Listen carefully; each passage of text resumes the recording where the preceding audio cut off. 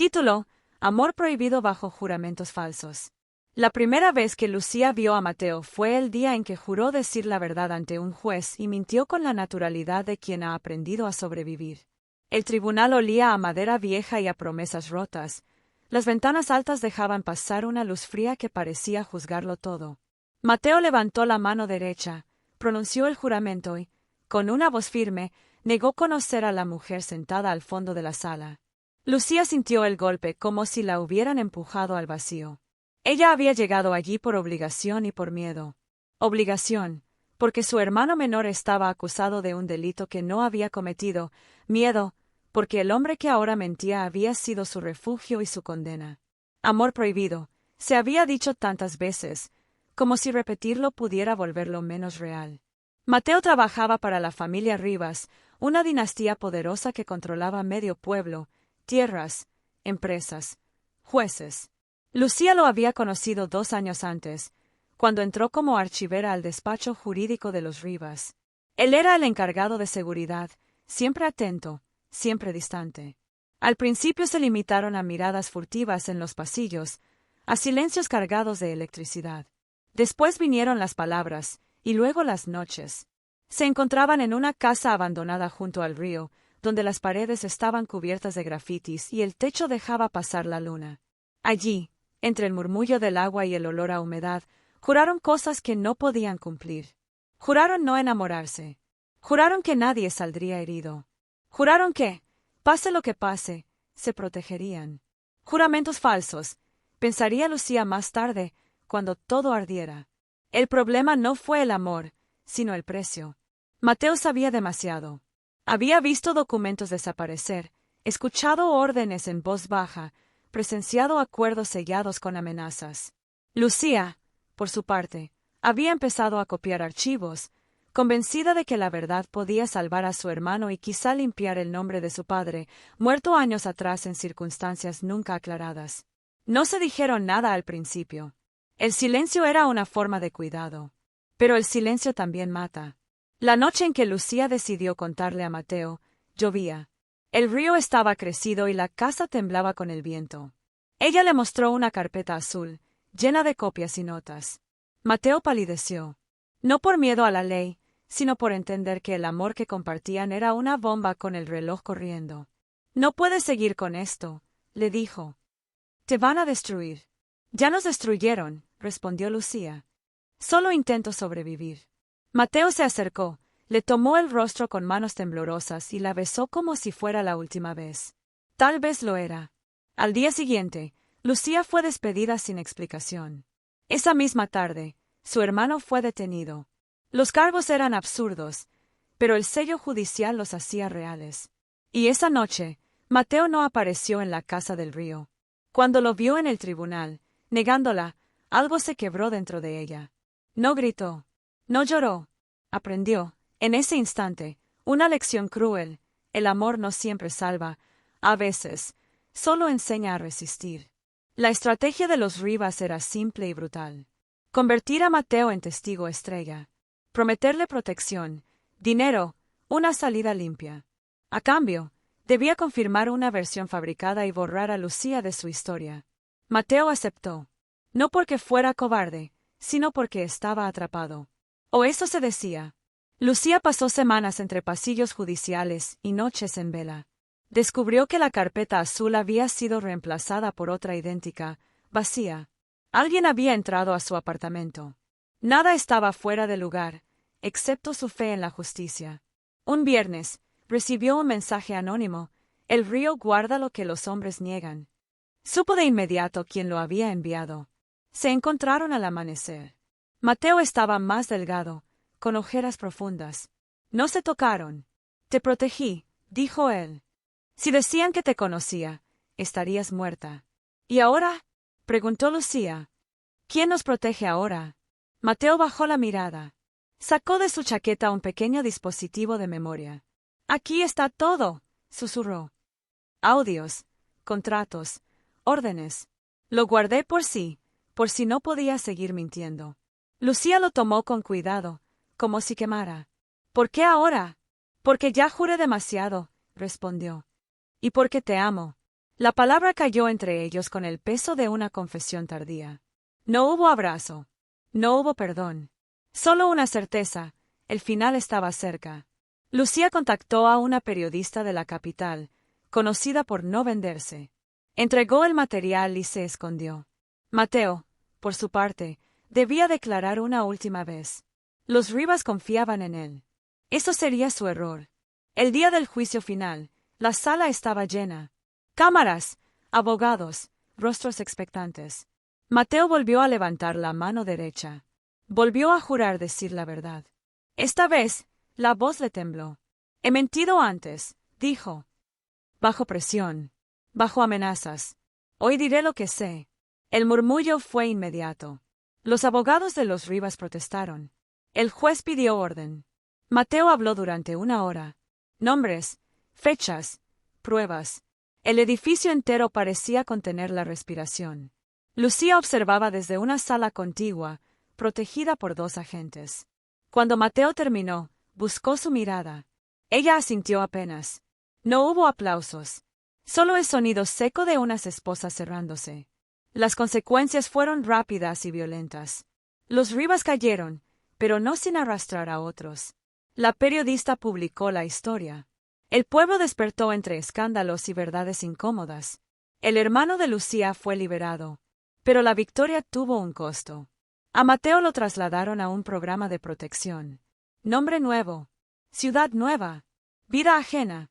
Lucía recibió amenazas y tuvo que irse también. Se despidieron sin tocarse, en un aeropuerto lleno de gente que no sabía nada de juramentos ni de mentiras. ¿Volveremos a vernos?, preguntó ella. Mateo sonrió con tristeza. En otra vida, dijo. Donde amar no sea un delito. Los años pasaron. Lucía se convirtió en investigadora independiente. Vivía de ciudad en ciudad, siguiendo historias de corrupción, buscando justicia donde nadie quería mirarla. A veces soñaba con el río, con la casa abandonada, con un beso bajo la lluvia. Un día, recibió una postal sin remitente. En el frente, un dibujo torpe de un río. Detrás, una sola frase: los juramentos pueden romperse, pero la verdad aprende a nadar. Lucía cerró los ojos. No lloró. Sonrió. Porque había aprendido que el amor prohibido no siempre termina en tragedia. A veces, termina en verdad. Y eso, aunque duela, también libera. Las cicatrices de la verdad. El silencio posterior a la caída de los Rivas no fue pacífico. Fue un silencio espeso, lleno de nombres que nadie se atrevía a pronunciar y de puertas cerradas con doble llave. Lucía lo sintió desde el primer día en que llegó a la nueva ciudad, una capital gris donde el cielo parecía cansado y la gente caminaba deprisa para no pensar demasiado. Usaba otro apellido ahora. Otra historia. En los papeles, era consultora. En la realidad, seguía siendo una mujer marcada por un amor que había cambiado demasiadas vidas. Alquiló un pequeño apartamento en un edificio antiguo, con escaleras estrechas y vecinos que no hacían preguntas. Desde la ventana se veía una avenida ruidosa y, más allá, un parque donde los árboles parecían sobrevivir por pura terquedad. Allí pasaba las tardes, observando, tomando notas mentales. La costumbre de investigar no se abandona, solo se transforma. La primera noche, soñó con Mateo. No era un sueño romántico. No había besos ni promesas. Estaban sentados frente a frente, separados por una mesa metálica, como en una sala de interrogatorios. Mateo intentaba hablar, pero no salía sonido alguno. Lucía despertó con el corazón acelerado y una certeza amarga: el amor, incluso cuando salva, deja cicatrices que no cierran. Los meses siguientes fueron de trabajo constante. Casos pequeños al principio, licitaciones amañadas, policías corruptos, empresas fantasma. Lucía publicaba informes bajo seudónimo, siempre con pruebas sólidas. Había aprendido la lección más dura: la verdad sin respaldo es solo una historia peligrosa. Aún así, había noches en las que dudaba. ¿Había valido la pena? El hermano estaba libre. Sí. Los Rivas habían caído, también. Pero ella y Mateo vivían como sombras, pagando un precio que nadie les había explicado del todo. Una tarde de otoño, mientras revisaba documentos en una cafetería, recibió una llamada desde un número desconocido. Dudó en contestar. Finalmente lo hizo. Lucía, dijo una voz masculina, baja. No cuelgues. El mundo se detuvo. No deberías usar mi nombre, respondió ella, controlando el temblor. ¿Quién eres? Hubo un silencio breve, cargado de memoria. Soy alguien que aprendió a nadar, dijo la voz. Lucía cerró los ojos.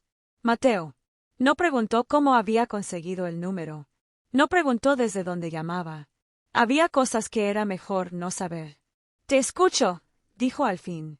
Mateo le habló de su nueva vida sin detalles. Trabajos temporales, ciudades que no recordaba, noches largas. Le dijo que estaba a salvo, todo lo a salvo que se puede estar cuando uno ha hablado demasiado. Le dijo también que había visto su trabajo, que sabía que ella seguía luchando. Ten cuidado, advirtió. Hay gente que no perdona.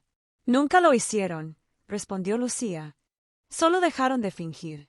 Colgaron sin despedirse. Lucía se quedó mirando su café frío, consciente de que aquella llamada era un riesgo innecesario, y aún así, una grieta de luz.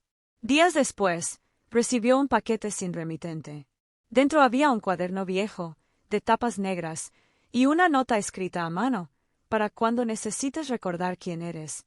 El cuaderno pertenecía a su padre. Lucía lo reconoció de inmediato por la letra firme, por las anotaciones al margen, por los símbolos que nadie más usaba. No sabía cómo había llegado hasta ella. Lo abrió con manos temblorosas. Las primeras páginas hablaban de investigaciones antiguas, de irregularidades que coincidían con los primeros movimientos de los Rivas años atrás. Su padre había estado cerca de algo grande.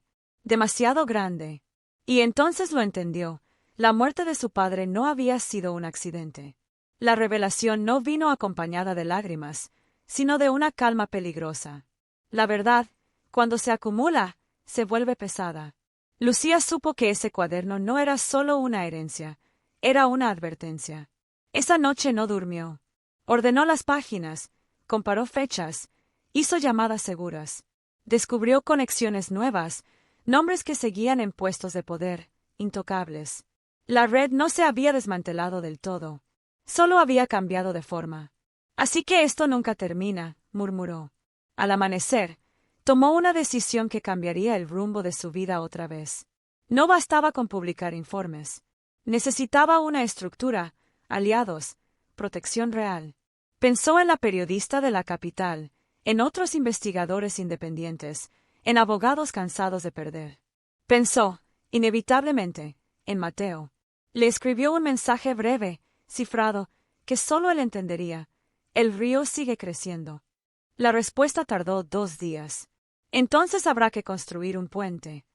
El plan nació de la desconfianza mutua y de la necesidad. Crearían una red informal, dispersa, imposible de cortar de un solo golpe. Cada uno sabría solo lo necesario. Mateo, desde su anonimato forzado, podía acceder a ciertos círculos de seguridad privada, escuchar rumores, mover piezas pequeñas. Lucía coordinaría, analizaría, publicaría. No era una venganza. Era continuidad. Los primeros meses fueron exitosos. Cayeron funcionarios medianos, se cancelaron contratos fraudulentos, se abrieron investigaciones. Pero cada victoria traía una amenaza nueva. Correos sin firma, miradas insistentes en la calle, un auto estacionado demasiadas noches frente a su edificio. Una tarde, al regresar del parque, Lucía encontró la puerta de su apartamento entreabierta. Entró despacio. Nada estaba revuelto. Nada faltaba. Sobre la mesa, alguien había dejado el cuaderno de su padre abierto en una página específica. Una frase estaba subrayada en rojo. La verdad no mata sola, necesita cómplices. El mensaje era claro, sabían quién era. Sabían qué buscaba. Esa noche, Lucía llamó a Mateo con un canal de emergencia. Me encontraron, dijo sin rodeos. Lo sé, respondió él. A mí también. No había pánico en su voz, solo cansancio. Tenemos que desaparecer otra vez, continuó Mateo. Cambiar todo. Lucía miró el cuaderno, la ventana, la ciudad que empezaba a sentir como propia. No, dijo. Si huimos siempre, ganan. Hubo un silencio largo. Esto puede matarte, advirtió Mateo. Ya lo intentaron, respondió ella. Y aquí sigo. La discusión no tuvo ganador. Decidieron seguir, pero con más cuidado. Aún así, el destino no espera consensos. Una semana después, la periodista que había ayudado a Lucía años atrás fue encontrada muerta en su apartamento. La versión oficial habló de suicidio. Nadie que la conociera lo creyó. Lucía recibió la noticia como un golpe seco. Pasó horas sentada en el suelo, con la espalda contra la pared, sintiendo como el miedo se transformaba en rabia. Esta vez, sí lloró. No por ella, por todos. Mateo llegó a la misma conclusión desde otro punto del mapa. Habían cruzado una línea invisible. Tenemos que sacar todo, le dijo. Publicarlo de una vez. Sin filtros. Eso nos expone, respondió Lucía. Ya estamos expuestos. Prepararon el golpe final con precisión quirúrgica. Documentos, audios, testimonios cruzados. Contactaron medios internacionales, organizaciones de derechos humanos. Si caían, no sería en silencio. La noche antes de la publicación, Lucía no pudo dormir. Caminó por el parque, respiró el aire frío, pensó en su padre, en su hermano, en la casa junto al río. Pensó en Mateo y en la forma en que el amor había sido siempre su punto débil y su mayor fuerza. Al regresar, encontró un mensaje de él. Pase lo que pase, gracias por no callar. Lucía respondió con una sola palabra. Siempre. Al amanecer, la verdad salió a la luz como una marea imposible de contener. Y con ella, comenzó la etapa más peligrosa de todas. ¿Dónde termina el río? La mañana en que todo salió a la luz, la ciudad despertó con un ruido distinto. No eran sirenas ni disparos, sino el zumbido constante de teléfonos vibrando, radios encendidas, pantallas mostrando titulares que nadie podía ignorar. Los nombres prohibidos estaban allí, negro sobre blanco, acompañados de pruebas que no admitían interpretaciones cómodas. La verdad, por fin, había aprendido a gritar. Lucía observaba las noticias desde su apartamento, sentada en el suelo, con la espalda apoyada en el sofá. No sentía alivio, tampoco miedo. Sentía algo más peligroso, una calma lúcida, como la de quien sabe que ya no hay vuelta atrás. Los mensajes comenzaron a llegar en oleadas. Algunos de apoyo, otros de advertencia. Un número desconocido le envió una foto tomada desde la acera, su ventana, iluminada. No contestó. Apagó el teléfono y respiró hondo. Habían acordado silencio absoluto durante 48 horas. El mundo se movería solo. En otro punto del país, Mateo hacía lo mismo. Estaba en una habitación de hotel que no recordaría mañana, mirando una pared blanca con una grieta en forma de relámpago. Había visto su nombre, o uno de los tantos que había usado, aparecer en un documento filtrado. No como culpable, sino como testigo clave. Sabía lo que eso significaba. El juego había terminado. El primer golpe vino desde arriba. 2 ministros renunciaron antes del mediodía. Un juez fue detenido por obstrucción a la justicia. Empresas congelaron cuentas, cancelaron contratos, se deslindaron como ratas abandonando un barco que se hunde. El segundo golpe vino desde abajo. Protestas, marchas, gente en la calle pidiendo explicaciones que nadie sabía cómo dar. Pero el sistema no cae sin resistirse. Al caer la noche, Lucía escuchó pasos en el pasillo. Voces bajas. Una llave probando su cerradura. No gritó. Tomó la mochila que ya estaba preparada y salió por la escalera de incendios, descendiendo de 2 en 2, con el corazón marcando el ritmo. Afuera, la esperaba un coche que no reconoció hasta que vio al conductor. «Sube», dijo Mateo, sin mirarla. No hubo abrazos. No hubo preguntas. El motor arrancó y la ciudad quedó atrás como un recuerdo que se niega a desaparecer. Condujeron durante horas, cambiando de ruta, de velocidad, de silencio. Al amanecer, llegaron a un pueblo pequeño, rodeado de agua y juncos. El río, ancho y lento, parecía observarlos con una paciencia antigua. «No podemos quedarnos juntos», dijo Mateo, rompiendo por fin el silencio. «Es demasiado visible». Lucía asintió. Lo sabía desde antes de subir al coche. Aún así, dolía. «Esto ya no es solo nuestra historia», respondió. «Es más grande». Se alojaron en casas distintas, con nombres distintos. Durante días, vivieron como sombras, atentos a cada ruido. La presión internacional crecía. Se anunciaron comisiones, auditorías, promesas de reforma. La verdad había ganado espacio, pero aún no había ganado el futuro. Una tarde, Lucía recibió la llamada de su hermano. Hacía meses que no hablaban directamente. «Están limpiando todo», le dijo él. «¿De verdad esta vez?» «Preguntan por papá». «Por ti». Lucía cerró los ojos. «Diles lo que sepas», respondió. «Sin miedo». «Eso intento aprender», dijo él. «Gracias». Colgaron. Lucía salió a caminar junto al río. El agua reflejaba el cielo como un espejo roto. Pensó en la periodista muerta, en su padre, en todos los nombres que no aparecerían en ningún titular. Pensó también en Mateo, en la forma en que el amor había sido siempre un acto de resistencia. Esa noche, se encontraron por última vez. Fue en el mismo río, en una orilla opuesta al pueblo, donde nadie iba. Se sentaron sobre una piedra plana, sin tocarse. El viento traía olor a tierra húmeda. «Van a ofrecerme un acuerdo», dijo Mateo. «Testimonio final, protección total. Desaparecer de verdad». «Eso es lo que siempre quisieron», respondió Lucía. «Que desaparezcas. Esta vez será para que otros no tengan que hacerlo». Lucía lo miró. Por primera vez en mucho tiempo, no vio cansancio, sino decisión. «¿Y tú?», preguntó él. «Seguiré», dijo ella. «No sé hacer otra cosa». Mateo sonrió, con esa tristeza suave que ella conocía tan bien. «Nunca supe si lo nuestro fue una bendición o una condena». Lucía se levantó. Se acercó lo suficiente para tocarle la mano, apenas un segundo. «Fue verdad», dijo. «Y eso basta». Se separaron sin promesas, sin juramentos. Habían aprendido lo que cuestan. Los meses siguientes confirmaron lo impensable. Hubo juicios reales, condenas, reformas que, aunque imperfectas, abrieron grietas en muros que parecían eternos. El nombre de Lucía apareció en algunos artículos, siempre acompañado de adjetivos peligrosos. Incómoda, persistente, difícil de silenciar. Ella aceptó el riesgo como parte del camino. Mateo desapareció oficialmente. Ninguna llamada, ninguna postal. Solo, una vez, en una investigación sobre una empresa de seguridad disuelta, Lucía reconoció una frase en un informe anónimo, precisa, seca, honesta. Sonrió. Estaba vivo. Años después, volvió al pueblo del río.